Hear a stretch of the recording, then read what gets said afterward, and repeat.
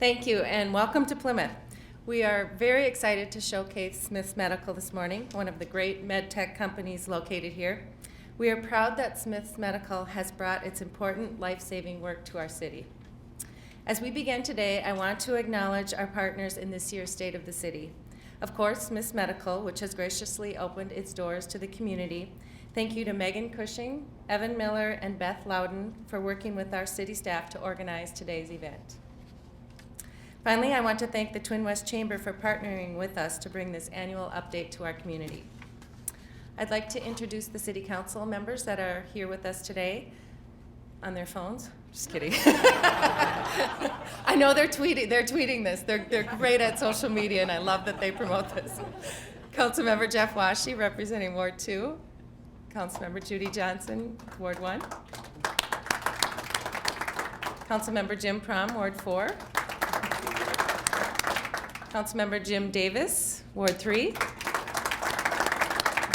Did I get everybody? Okay.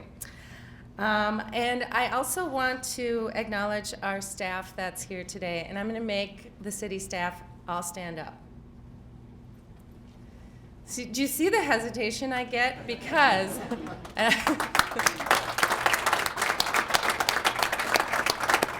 and I'll tell you a story about that. And our staff does a great job. They make me look great, they make our council look great, and most of all, they make our city look great. I can't tell you how thankful I am and grateful to work with such a great group of people. And I was thinking about that last night. How could I explain their role in what they do? And I was thinking about it, and I think the best analogy I could come up with is, say that I found a credit card on the street, and this actually happened. I did find a credit card on the street. I would take that credit card and I would get it back to the owner, right? But before I did that, I would first call the Sun Sailor, tell them that they should do a story about it. I'd contact CCX Media because we would do a reenactment of me picking up the credit card. We might even, make it a little more dramatic. Then we'd get Plymouth Magazine to cover the story of me finding the credit card and returning it. And then, of course, we'd do a press release, and we'd contact KSTP, and Jay Coles would come out and do this hard-hitting story, and then it would be bumped because a bigger story would come up later in the day. And I would tweet all of this throughout. And then when I returned the credit card to its rightful owner, I would have our SWAT team come with me and maybe some police vehicles flashing the lights, because you never know what kind of person would lose their credit card, right? So that's how a politician would do their job. Our staff would pick up that card and return it quietly and anonymously to the person that lost it. So that's kind of the way we operate. So they are very quiet in the way that they go about doing their business and representing our city. So I really want to thank them for all of the hard work that they do. I especially want to call out Helen Lefebvre, who's sitting in the back. Give us a wave, Helen. She really organized this event and made this all possible. She did a great job, and I know she was stressing about it and dreaming about it even, I've heard. So thank you very much, Helen, for all of your work.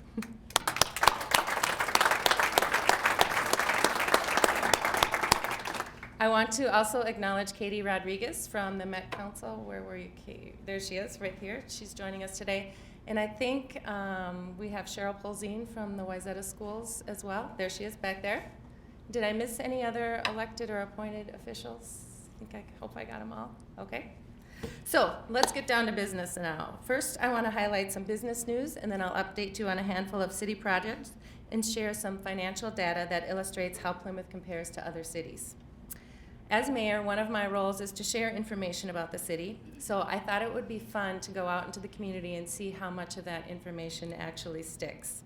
So this year, I did a little test with a few of our local business owners and managers to see exactly what they know about Plymouth. We called it Mayor at Large, and a couple of those business owners are here today, and so you will see them in this video as we watch it.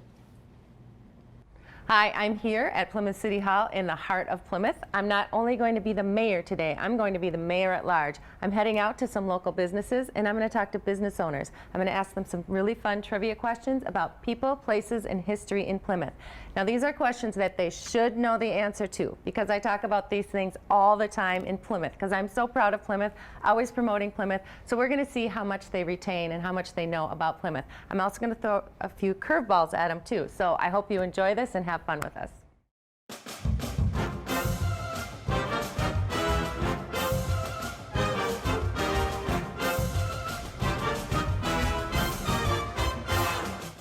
Hi, I'm here with Troy Redding, one of the owners of Rock Elm Tavern, a truly local gem in the restaurant community. I'm here with Mr. Bakken with Abode & Co. I'm here with Gordy Engel, owner of the Foursome Clothing Store in Plymouth. And I'm with Josh. He is the manager at the Letterman Sports Store right here in Plymouth. Thanks, Josh, for letting us come in and ask you a few questions about Plymouth. Are you ready? I'm ready. I am. Okay, you're going to know these, right? I hope so. Okay, since you are the manager here, you know everything there is to know about Plymouth, right? Of course I do. Okay, good, good. So you get to answer some questions about Plymouth. So how many people live in the city of Plymouth? Oh my gosh. More than 3. Probably about 80,000. 40,000. About 70,000. Wow, very good. We have a little more than that, about 75,000. We let some people move in last night. Oh, did you? How many people do you think work in the city of Plymouth? I should know this. I'm gonna go I think it's 30,000? More. All right. Are you counting your employees? 1, 2, 3. yeah 40,000. 60,000? Not correct. No. I'm sorry. 55,000. That is really good. 53,000. All right. Very close, very close. Which of the following is true? A, Plymouth was originally named Plymouth Prairie from 1855 to 1877. B, there's a small piece of Plymouth Rock at Plymouth City Hall. Or C, actor Tim Allen once filmed a comedy in Plymouth. I want to say B. There's a piece of Plymouth Rock. B. I have no clue. I wish. We need to get a piece of Plymouth Rock. Actually, if you recognize the background there, that is the Waterford office building right here in Plymouth at 169 and 55. No way. Yes, Really? Joe Somebody was filmed right here in Plymouth. That's our claim to fame. One of our many claims to fame here in Plymouth. Troy, I don't need to tell you that Plymouth has its own magazine, because why?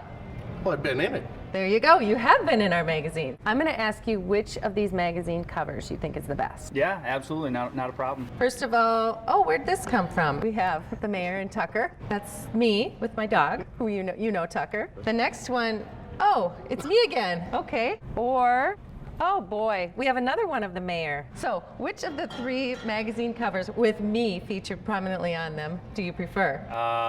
It's really a hard choice. I'm gonna pick this one since you run by our restaurant. I like the mayor and Tucker. That's the one I like the best. The mayor and Tucker. Okay, that's one of my favorites too. Thank you very much for picking out a great magazine. We'll have to get one of you. Yes, because I haven't made the cover yet. Oh.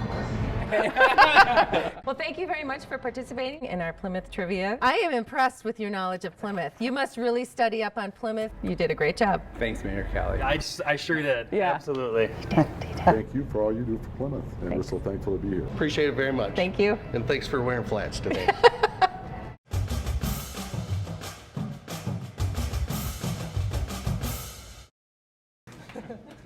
Well, I didn't today, Troy. Do you want to come up next to me now? Thanks to Troy and Gordy back there as well for being great sports and participating in that. We appreciate it. It was a lot of fun, wasn't it? It was. Yeah. And also I want to thank our friends at Abode & Co. and Letterman Sports for taking the time to visit with me. It was great getting out in the field for the video, but we also have been doing some serious work with our businesses. We're almost 2 years into Plymouth's Economic Development Initiative. Economic Development Manager Jeanette Parr, give us a wave, Jeanette, where'd you go? There you are, has gotten off to a quick start. She has spearheaded our business outreach, focusing on business recruitment, retention, and redevelopment. We have also been working on telling our city's story. We want those in the private sector to understand what sets Plymouth apart and what we offer in terms of amenities, location, and vibrancy. Here's a short video that highlights some of those assets. There's a success story in the West Metro, and you can help write the next chapter. Plymouth, Minnesota. Its vibrant business community has been made on merit, galvanized by growth. Plymouth cultivates a business-friendly environment. We get it. With one of the lowest tax rates in the state, we understand what the industry needs.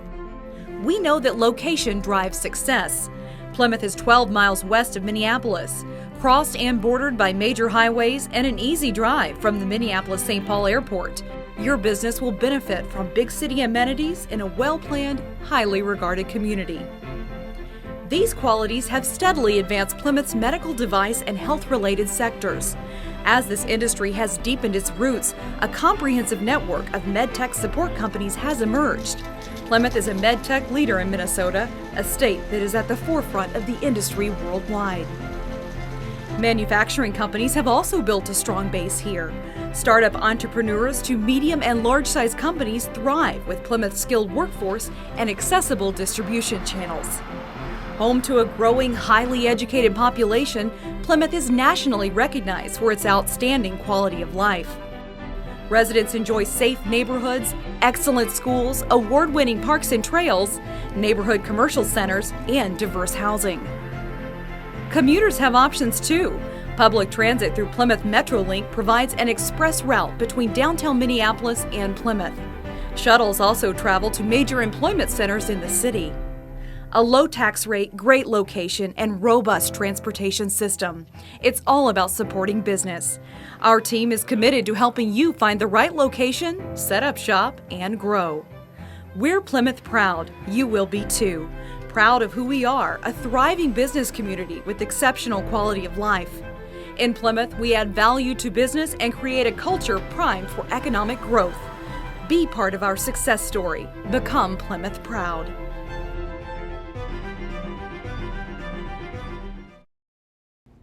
So as the video showed, our city's private sector remains strong. Plymouth is home to more than 53,000 jobs. Our largest job sector is manufacturing, which accounts for more than 10,000 jobs. Plymouth has the state's fourth largest economy as measured by the Minnesota Department of Revenue when looking at gross business sales. Plymouth's economy is larger than Rochester's and Duluth's, and other than Minneapolis and St. Paul, we are the only city in the top 10 that does not have a major shopping mall. Much to my dismay, I'll throw out there. So only Minneapolis, St. Paul, and Bloomington have more gross business sales. That gives you a big picture of Plymouth's economy. Now let's turn to some more specific business news. The biggest economic development story of this past year has been the progress we have seen on plans for redevelopment of the Four Seasons Mall.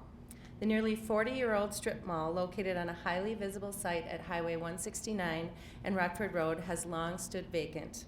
The area has posed a number of challenges to builders interested in transforming the aging property into new uses. The challenges include parking, traffic flow, and soil conditions. Despite those challenges, last year brought the first potential high development proposal for the site since the property was offered for sale by Walmart in 2015. And this year we're excited to see work begin on a redevelopment project that will completely transform the site. The project, called Agora, which means gathering space, is a mixed-use, multi-tenant development that utilizes all 17 acres on the site. The proposal includes exciting and needed elements for the area. The developer, Rock Hill Management, envisions a site that includes 2 hotels, senior housing, restaurants, commercial uses, both retail and office space, and a parking ramp available for transit park and ride. The plan features a vibrant development that reinvigorates commercial use in the area. It reflects great use of the space, and we feel it will be a strong asset to the community. The developer is also working to create a unique stormwater system that benefits not just the site, but boosts water quality in the surrounding area. Rock Hill Management intends to start work this spring, and construction is slated to last through the summer of 2018. The Agora project is not the only business news in Plymouth. We have been busy celebrating grand openings, expansions, and more. In November, we were delighted to join Cargill as it celebrated the grand opening of its Consolidated Research and Development Facility in Plymouth. We were particularly happy since it came on the heels of another major investment, the 2014 expansion of the Cargill Food Innovation Center, also in Plymouth. The R&D Center was a significant undertaking that involved relocating labs, equipment, and 200 employees. We are proud that our community will have a role in Cargill's continued worldwide success. Over the past year, MedTech has continued to grow in Plymouth. This time last year, we discussed Smith's Medical's move to Plymouth. The move became official last March when city and state officials joined in a ribbon cutting celebrating the company's relocation of its headquarters and more than 850 jobs to our city. Last summer, we saw Intellis Medical, another med tech company, expand its presence here. Since moving to Plymouth in 2011, Intellis has doubled its footprint in our community. Likewise, a med tech support company, Pelican Biothermal, celebrated the expansion of its Plymouth location in January.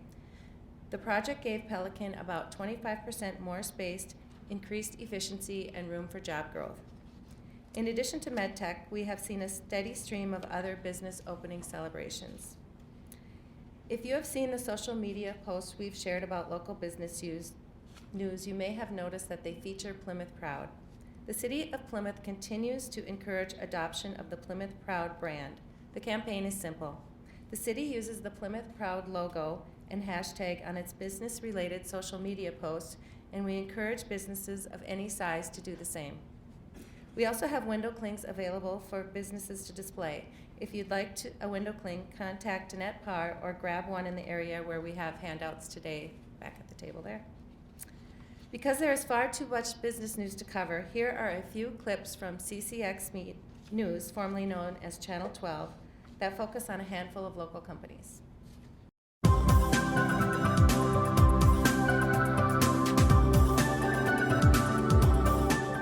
It's a move nearly 2 years in the making, but today one of Minnesota's largest medical device manufacturers opened in Plymouth. In this week's Business Matters, a look at why Smith's Medical relocated its global headquarters. After years of vacancy and blight, a Plymouth strip mall is on track to get a major overhaul. David Bakken's new Plymouth lifestyle store, Abode & Co., is the kind of local independent shop where you can pick up a gift or get inspired with ideas for a room makeover. Well, this next story is one of growth, business growth. A Plymouth-based energy management company is growing rapidly, thanks in large part to the proliferation of LED lighting. In this week's Business Matters, a look at the impact of this lighting revolution.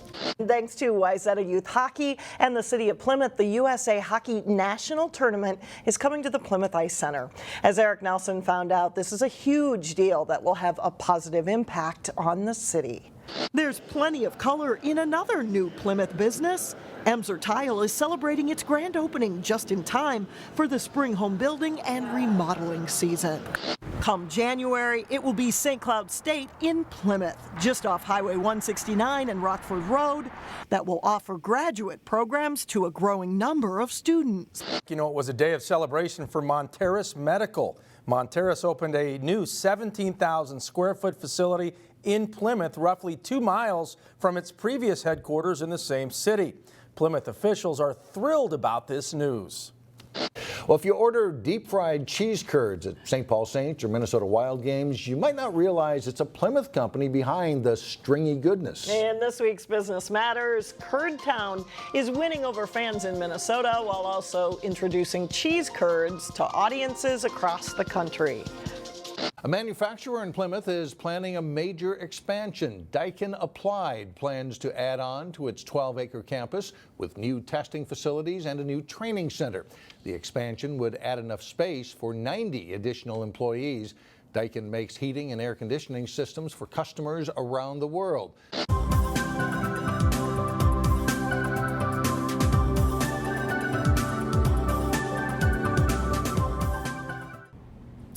So, as we focus on economic development outreach, we are not forgetting our small and mid-sized businesses. We continue to work with them through our Open to Business program, which offers consultation and business loans to prospective or current small business owners. Additionally, the program's one-on-one counseling assists local entrepreneurs and existing business owners with business plan development, marketing, finance, and more.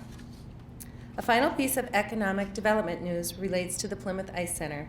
2 recent announcements gave hockey enthusiasts and local businesses something to cheer. The Plymouth Ice Center was selected as the site for 2 national hockey tournaments. In November 2017, Pick will host the USA Hockey Sled Tournament presented by the NHL and the Minnesota Wild. That will be followed in the spring of 2018 by the USA Hockey National High School Tournament. These hockey tournaments will not only put Pick on the national stage, but each is expected to fill about 900 hotel rooms and result in significant spending on transportation, food, lodging, gear, and entertainment in our local economy. Turning to residential development, home building continues to be brisk. Plymouth issued 301 residential permits in 2016. Of those, 290 were for single-family homes and 11 were for townhomes. Builders and developers are continuing to plat and extend water and sewer to additional lots, which will allow residential development to continue at a healthy pace. We expect that the residential community will hit build out in about 7 to 9 years, assuming a steady 215 units are built per year. Of course, that does depend on economic conditions. Many things are drawing people to Plymouth, including our highly regarded schools and our stellar parks and trails. As our population grows, so does demand for police and fire services. Over the past few years, the city has budgeted to boost public safety staffing levels.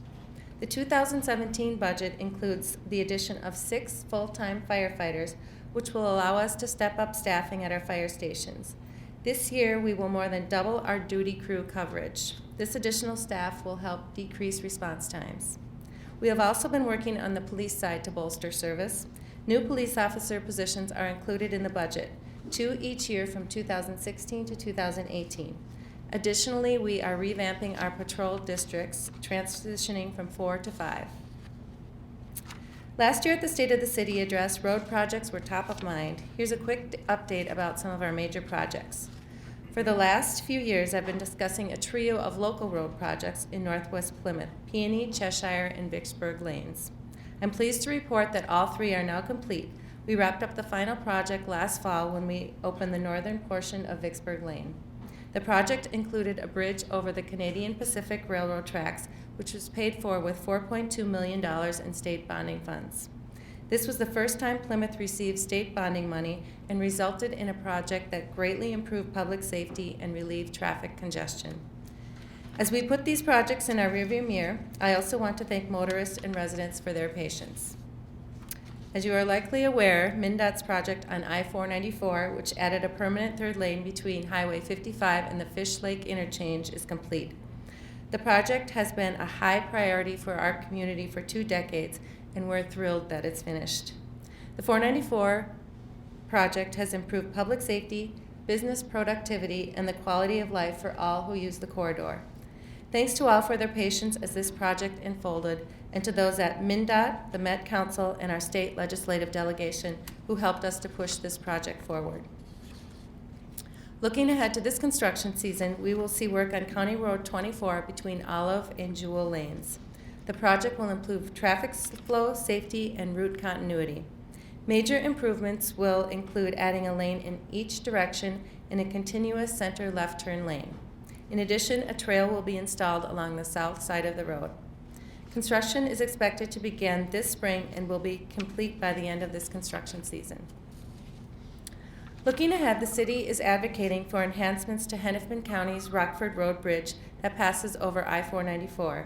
This area is frequently congested and has been the site of numerous crashes. In conjunction with Hennepin County, we are seeking grant funding from the state to allow the county to make safety improvements on this heavily used bridge. Before I highlight park projects, I want to talk about our efforts to bring major acts to the Hildy Performance Center and build Plymouth's reputation as a great place for music. For 45 years, Plymouth has been home to Music in Plymouth, a free outdoor concert featuring the Minnesota Orchestra. It draws thousands of people to the Hildy Performance Center each year. What is lesser known is that for the last few years, we have been working to raise the profile of the Hildy by partnering with Sue McLean and Associates, which developed the Minnesota Zoo Concert Series. SMA has brought several paid concerts to Plymouth as part of its Live at the Hildy concerts. Last year, Rock and Roll Hall of Famers Cheap Trick graced the Hildy stage. Other acts, including Big Head Todd and the Monsters and the Gear Daddies, have also played at the Hildy. This year, one of my favorite bands, the Goo Goo Dolls, will perform July 29th. A second Live at the Hildy concert is slated for later this summer, but the act hasn't been announced yet. I encourage you to check out these concerts and stay tuned for another concert announcement coming soon. Now let's talk about parks. For nearly 2 decades, Plymouth has been working towards its vision of the Northwest Greenway, a more than 350-acre reserve of land with a looping paved trail allowing access for walkers and bikers. The Greenway will also provide a corridor for wildlife and beautiful scenery for users. The city has patiently been working to acquire land for this project. The City Council recently approved the purchase of one of the 2 final pieces of land needed for the Greenway. This map shows where the Greenway is located. It will run from the area near Wayzata High School on the west to Lake Camelot on the east. During the past 2 construction seasons, we have made good progress on the Greenway. We began construction on the east section of the trail in 2015 and progressed west in 2016.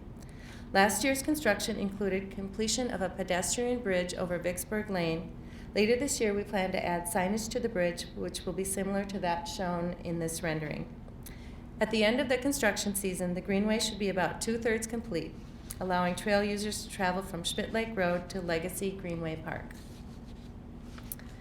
The Plymouth Ice Center has long been a leading arena in the region, drawing more than 500,000 visitors each year. However, as we look towards the future, critical upgrades are needed to keep PIC competitive and operating in the black. This year, we will complete improvements totaling approximately $2.2 million. A major component of the upgrades is to resize the main rink from Olympic to professional size, which has higher rental demand. The refrigeration system will be converted from R22 Freon to a more environmentally friendly coolant that will boost energy efficiency. This project is expected to save roughly 30% in energy costs and pay for itself within a decade. To help offset the cost of the upgrades, the Wayzata Youth Hockey Association has contributed $150,000 and the city received a $100,000 Mighty Ducks grant from the state. Work is set to begin in May and wrap up in October. Another major project that the city plans to begin this year is the renovation of East Medicine Lake Park, which has not been updated since the 1980s. This year, work on the 2-year project would include replacing an old beach house with a new picnic shelter and pavilion, which will be available for rental. Next year, we will replace the playground. Once updated, we expect this will become a destination park given its proximity to regional trails as well as the lake. Expansion of the Plymouth Maintenance Facility is nearly complete.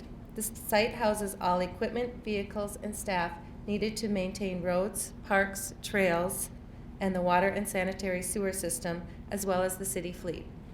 The last time the facility was expanded was in 1990, when Plymouth had considerably less infrastructure to maintain.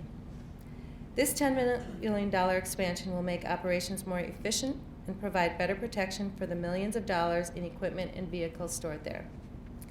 Thanks to prudent financial planning, we are able to use reserves to cover major capital projects. In fact, between this expansion and the Peony and Vicksburg Lane projects, the city invested $40 million in infrastructure without incurring debt or increasing property taxes.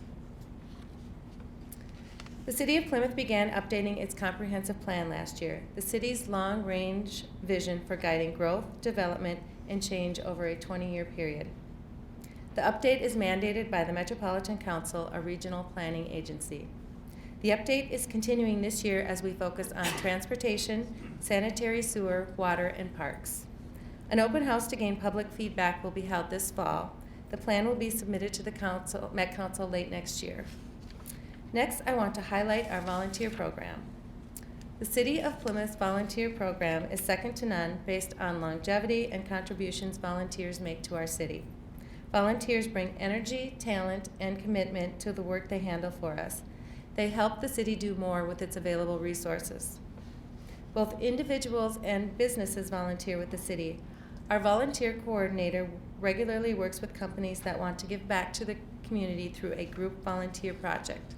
In 2016, more than 2,900 people volunteered with the city, contributing more than 39,000 hours. Both are new records in our 20-plus year volunteer program. Last year's volunteer efforts represented more than $921,000 of in-kind contributions. We know Plymouth leads in volunteering, but we also regularly look at how we compare to peer cities in other ways. As the provider of public infrastructure like streets, trails, parks, water and sewer, as well as services such as police and fire, street maintenance and snow plowing, Plymouth works hard to provide a good value to both businesses and residents.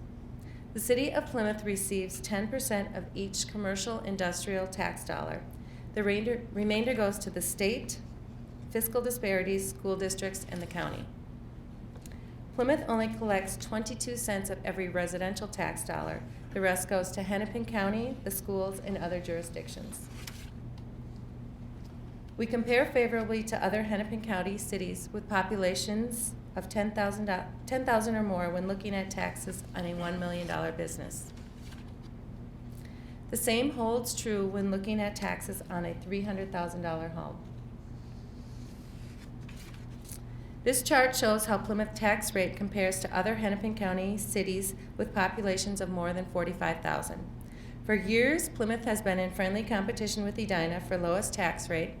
In fact, just last week we received the new 2017 data that shows Plymouth now has the lowest tax rate. We also beat them in hockey, high school hockey too. Talk about that later. So while we work hard to keep our tax rate low, it's important to note that the tax rate is not our sole focus. Yes, we practice prudent financial management, but both the City Council and staff also recognize that Plymouth's quality of life is what has helped our community thrive and grow. We are committed to offering an excellent value to taxpayers as we provide the quality services, amenities, and infrastructure that Plymouth residents and businesses expect. This graph shows tax rate history. Again, you can see Plymouth and Edina have consistently been the lowest. The city does 10-year financial forecasting to ensure that we focus on the long view when it comes to our financial health and not just a single year. And finally, the City of Plymouth holds the highest bond ratings possible from 2 rating agencies, Moody's Investor Service and Standard & Poor's. Plymouth is one of about a dozen Minnesota cities to hold this distinction. So as you can see, news has been positive for Plymouth, and we will continue to work each day to ensure our community's future success. So always know that we're here to help you thrive and be a great part of our community. So thanks again, and I hope you guys all have a great day.